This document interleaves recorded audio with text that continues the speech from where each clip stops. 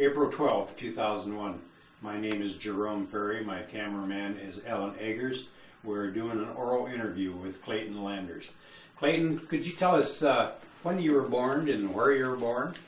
Yeah, well, I was born quite a long time ago, 1920 in Stratford, Iowa. Where is Stratford? A little town just north of Boone. Boone is north of Des Moines. Did your folks live on a farm? No, my dad was a photographer, and that was one way that I sort of got introduced to airplanes, because he liked airplanes and motorcycles and all the stuff that I liked. And so he had taken some pictures from an airplane, and I'd usually try to go along with him in the old biplanes with a barnstormer that would come around. So it was, he was an interesting guy. How old were you then when you first Well, went? I would have been about 6 or 7, I suppose. Were you scared No, to fly with them? no.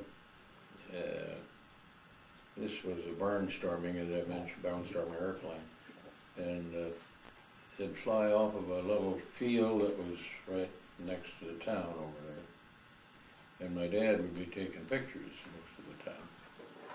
And we'd get up and he'd take pictures of cities around the place too. So we had the opportunity to get up in the air that way. How did your dad manipulate the camera and fly the plane at the same time? Well, we would do this only when there was an airplane available, like a barnstormer. They'd come around and give rides, Okay. So we'd rent the airplane to get the pictures taken.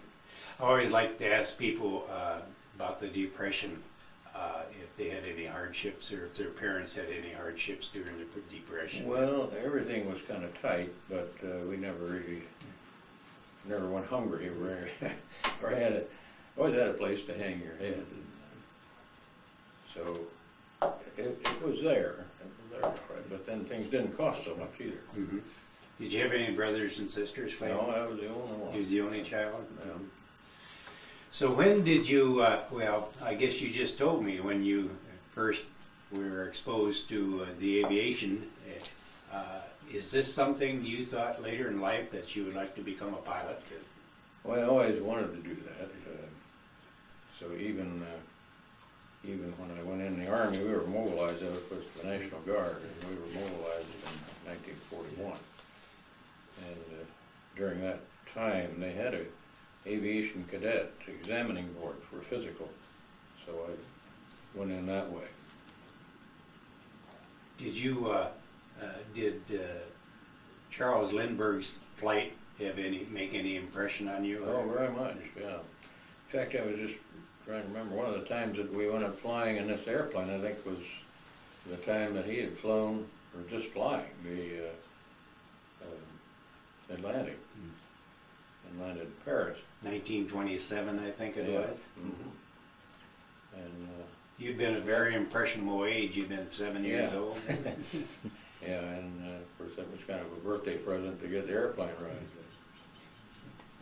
So when did you, where did you get your training, your pilot's training then? Well, this was through the Air Corps, Army Air Corps at that time.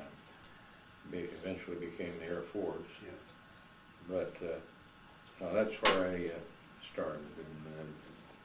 And they were looking for pilots, and they needed for offense over in Europe, and a lot of them. So that's how I got on. Were you still living out by Boone when you become a pilot? Well, this was strictly training through the Air Force that I became a pilot. Yeah, I was still living in Boone at that time. The reason I ask is Cole College and Cornell both had a government program teaching aviators, and that's why I was wondering. Yeah. No, I later went to Iowa State, and they had aviation program too, but of course I'd already gone through the Air Force flight training. Mm-hmm. So where did you get stationed after you got your? Well, I went first during the training. I went to Muskogee, Oklahoma for primary, and then Independence, Kansas for basic, to get a little bigger airplane. And then the advanced was where you either split off as a fighter pilot or single engine to bombers. And I elected to do the bomber routine. So I went into Liberal, Kansas, and that was a B-24 base.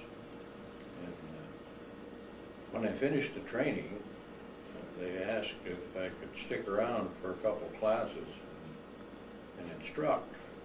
So I said, yeah, I thought that was a good way to get a little more experience. Well, that ended up to be 2 years of training. By that time I had quite a bit of 4-engine time, so they said, well, all you guys with over 1,000 hours in 4-engine are going to B-29 instructor school. So that's where I went. And that was Randolph Field in San Antonio, Texas. So, and then I flew instructed there, and then the war ended. So I didn't ever get overseas. so did you did you have the opportunity to fly a B-29? Oh yes, yeah, I was instructing it. Did that give you a feeling of a lot of power? It was a lot of airplane at that time. Of course, you know, it was weigh in the neighborhood of 140,000 pounds. But today, that's not very heavy. You know, you've got Air Force or airline airplanes that weigh more than that. But anyway, it was a handful to fly. And I got to fly for a very short time another one because Collins equipped the Federal Air Force B-29 with some radios. And, so they, in gratitude, they came up and took a few of us up in this B-29 again. That was about 4 years ago. So did you end up serving overseas? No, I You never did. Because I was instructing at the time, and finally the war ended. So after the war, what did you do? Well, I had already had 2 years at Iowa State, so on my way home from San Antonio, I stopped in Kansas City to check on TWA if they needed any pilots. Well, I opened this employment door, and I could see that this place was packed. Thousands seemed to me of guys waiting to get an interview, and I'm sure they were most pilots. So I just closed the door and left. Went back to school, and then finished aeronautical engineering. And then at that time, did you go to work at Collins Radio at that time? Yes, and got an interview with Collins. And you wouldn't think it would be a place for an aeronautical engineer, but it turned out it was probably a good background because we had they emphasized a lot of structural analysis and design of that type. And in aeronautical engineering, that applies to lots of other things. What were some of the projects you worked on in Well, engineering? The first one was getting into the atomic age. It's called a cyclotron. And that's where they used a stream of these atoms that are going down here that can break up and analyze other things. That was for the Naval Research Laboratory in Washington. And then, no, that was Chicago. Then later I got into a big 50-foot diameter reflector. And that was in Washington, and that was used for research too, at the Naval Research Laboratory. So at what time did you,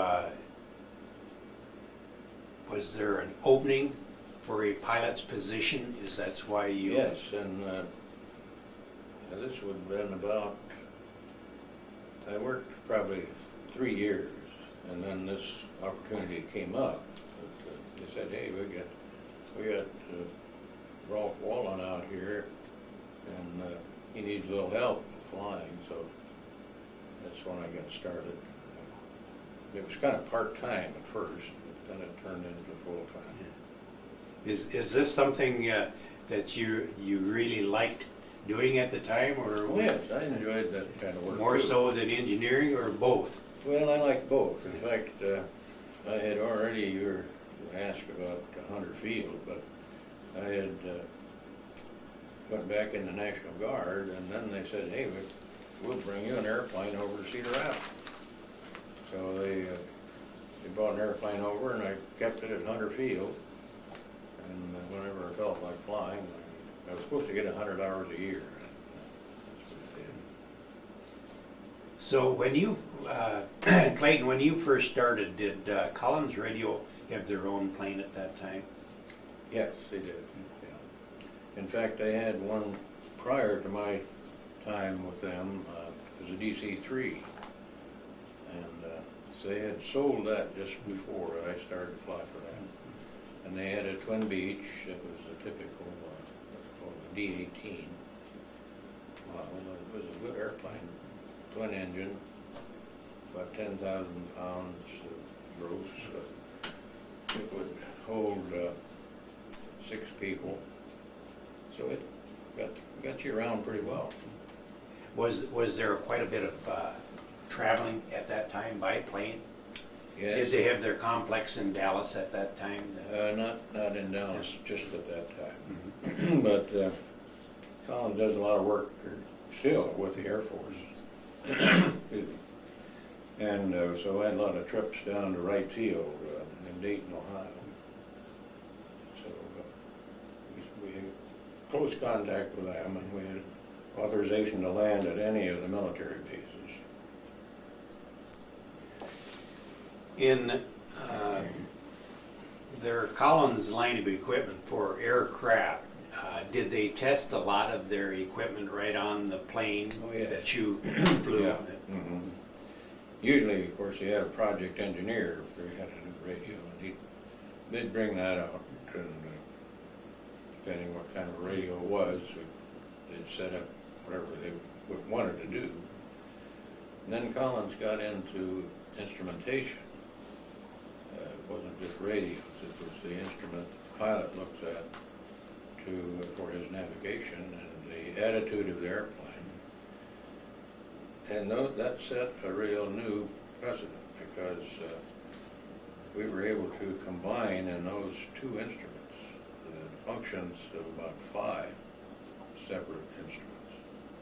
And that's become very popular, even more so now with the glass cockpit. They can project anything that you want, you know. At that time, though, it was a very good addition. It helped the pilot a lot in his interpretation of his location and relative to the course that he wanted to fly. It was a good instrument. Because of the experience you had and the number of hours you had in flying a plane, did they ask you for your input on any of this new equipment? When We'd go in, yeah, we'd go in and they might have simulators at the factory, and we could participate in some of the things that they're working on in there. And then after they perfected this, did they install it on the company planes? Yes, and they'd come out and try it out in an airplane. And then if it worked real good, did they install it in the plane and leave it there as permanent Yes. equipment? And then, of course, that would be maybe getting a little more into the sales end too, because as soon as they had something new, they wanted to go out and show it to airline captains and chief pilots and various people like that that might influence. So as far as you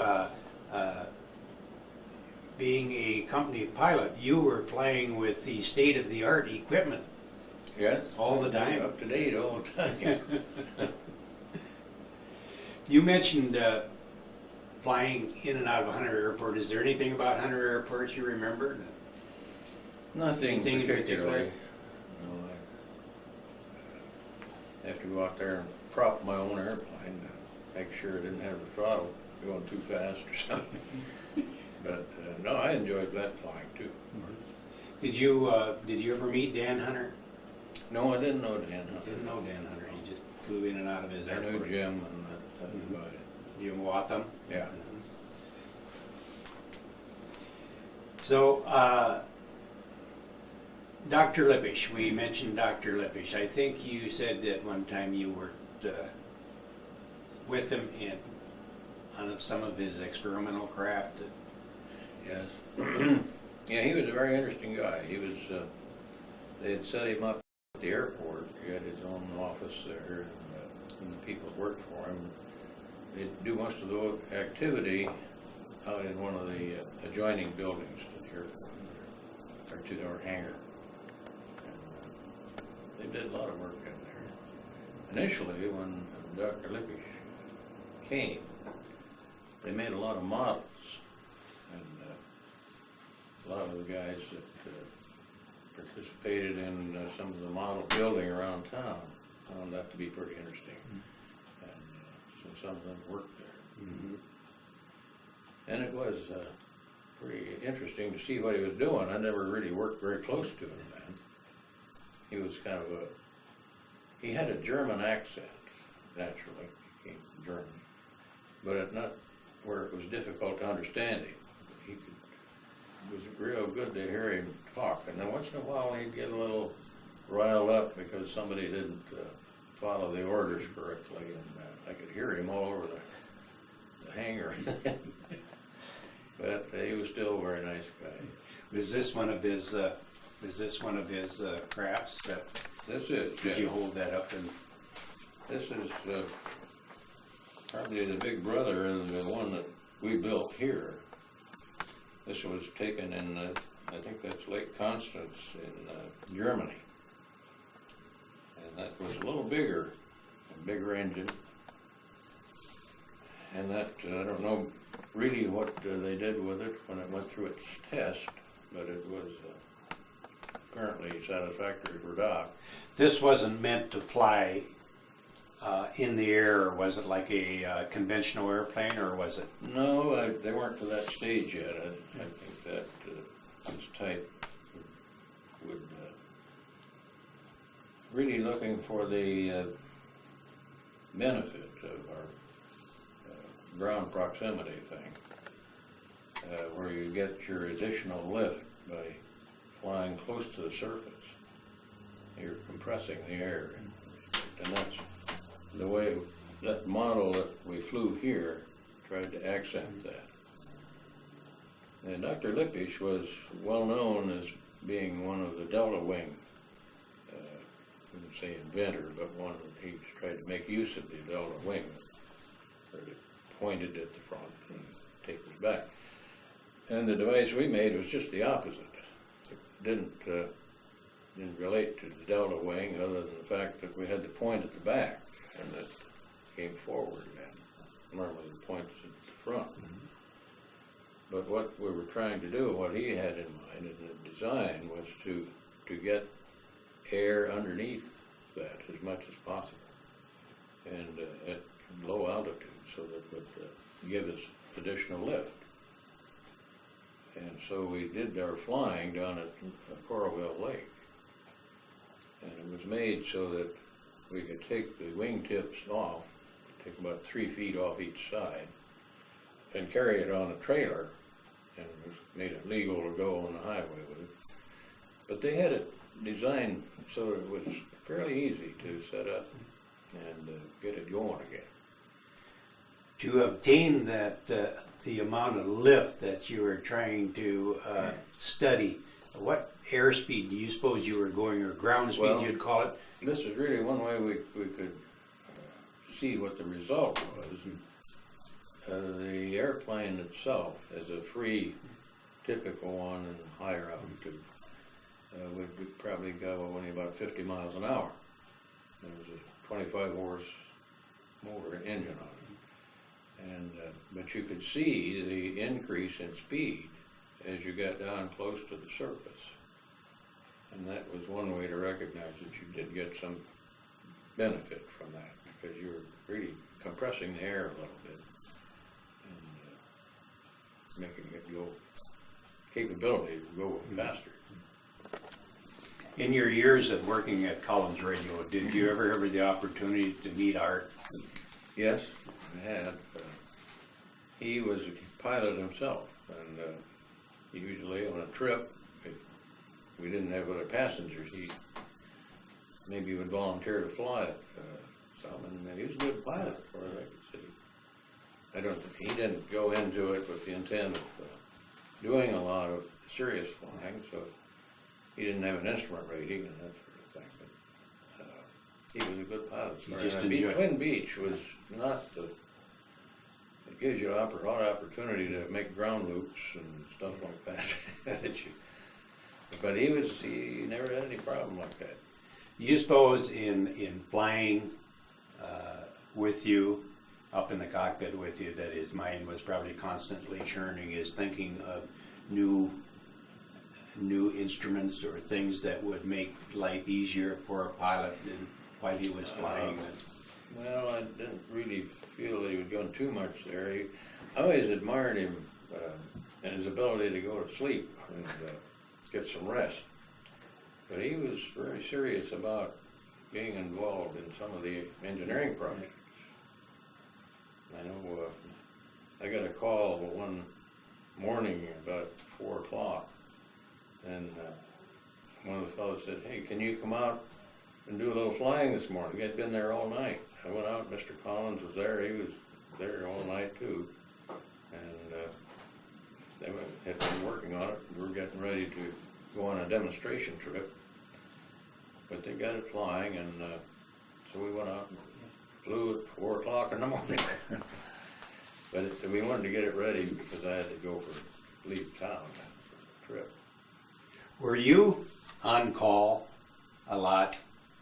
I guess you could say more or less.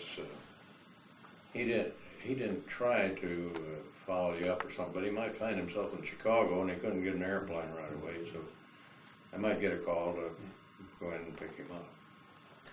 Or some of the engineers the same way. What were some of the longest flights you made in flying for Collins Radio? Did you fly out of the country any, or?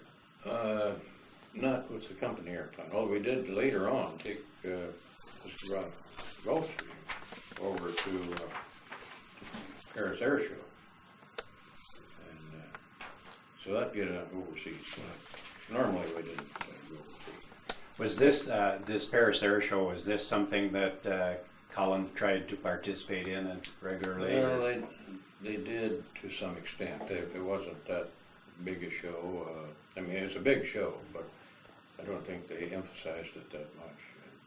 There were other countries' airplanes there. When you took this plane over there, did it have any Collins equipment on board? They wanted to demonstrate that everything in there is Collins equipment. All the radios, Collins really made a complete line of radios. You've got a lot of them if you're gonna, and they're individual boxes. So you open the compartment for the radios, and they're all Collins in there, and they all did something. How often did you have to take a physical to keep up your pilot's license? Well, I think all of our pilots had ATRs, that's the Airline Transport Pilot Rating, and that requires 2 physicals a year. We didn't quite do that. We took a regular FAA physical locally. We have the doctor who do that. But then we'd send the pilots up to Mayo's 6 months later to go through their. That wasn't anything related to. It was related to air flying, but not as an FAA requirement. So, but they'd run tests up there, and so they gave you a pretty good rundown on that. You being a company pilot, were you kind of unique back then in Cedar Rapids as far as a private company pilot, or were there other? There were some others, yeah. Do you remember a Robert Ray? Oh, yeah, I knew Bob. Sure. I think he was without manufacturing. Mm-hmm. Yeah. Did you? Were you friends? Oh, yeah. You had a lot to talk about in common when you got together, but in fact, their hangar was close to ours. He'd be over at our place now and then. We'd go over there if we needed some parts or something. yes. Clayton, how long or how many years did you fly a company plane? Oh, it would have been about 12 years, 12, 13 years. And during that amount of time, how many different types of planes did you go through at Collins? Very many? Well, at Collins, right, we had a pretty good spread of them. We had a lot of twin beaches. That's about new ones as well as having some of the older ones. And so we had a conveyor that was formerly used by an airline. And then we got into the Gulf Streams. Now, as far as the others might be customer airplanes or engineering airplanes, maybe from the Air Force. So we didn't really own all of the airplanes we flew. There were some that came in just for work. In all of the years you flew, how many hours do you suppose you logged? Have you kept track Well, of it? I've got about 14,000. 14,000. And in these 14,000 miles, air miles, did you ever see any UFOs? No, I can't say I did. I kept looking for them. I didn't see any. You never ever seen anything strange that you couldn't probably explain? No. And none of the other guys that I knew ever mentioned anything like that either. Would you like to invite your wife into the picture, Clayton? Yes. Much more by me here. I believe You you can stand said, right behind it. said 14,000 miles, 14,000 Hours. hours. 14,000 hours. I'm sorry. Yes. 'Cause I knew that there was, he's had a certificate that said over 1 million miles. Well, it's my wife Leah, and we've been married how many years? 55. 55 years. I think I said 60 recently, but it's 55. How many children did you have? We have 5, 3 boys and 2 girls. Are any of them still in Cedar Rapids? One, or a son and a daughter. Son Tom and a daughter Kathy. And then we had 3 other boys, 2 other boys. One is an oral surgeon in Tulsa, and then we have one that's an airline captain. And I keep up on the aviation through him. Did you ever give Leela a ride in a plane? Yeah, she's Just to gone join with you? me a few times, but Not I many. left her with a house full of kids, and that took most of her time, so she didn't get to go too often. I prefer the larger planes. But, No, she's gone up with me in a light airplane. She doesn't like them at all. I'd love to have a trip with our son, but just doesn't, you can't get on those planes anymore, they're too full.